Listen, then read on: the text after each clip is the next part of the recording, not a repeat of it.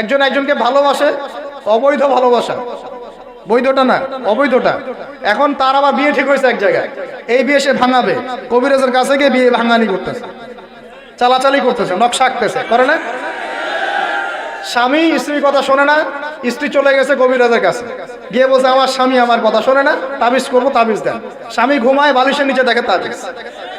আসেন এরকম কুফরি কালাম, সবই সে। কেউ জাদুবিদ্যার চর্চা করতেছে মানুষ এখন। এবং বিশ্বাস করেন, আমি একটা নিউজ দিই আপনাদেরকে, এখন বিশ্বের একটা অংশের মানুষ সত্যি সত্যি ব্ল্যাক ম্যাজিক বা কালো জাদু করে।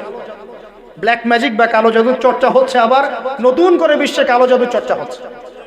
এবং এর সাথে কিন্তু জিউসরা সম্পৃক্ত আছে। কারা সম্পৃক্ত? ওই যে যারা প্যালেস্টাইন কেড়ে নিয়েছে, ওরাও সম্পৃক্ত আছে।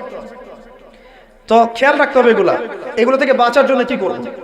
বাঁচার জন্য প্রতিদিন 5 ওয়াক্ত নামাজ, পবিত্র অবস্থায় থাকার চেষ্টা করা, সকাল সন্ধ্যার মাসনুন দোয়া কালামগুলো পড়বেন।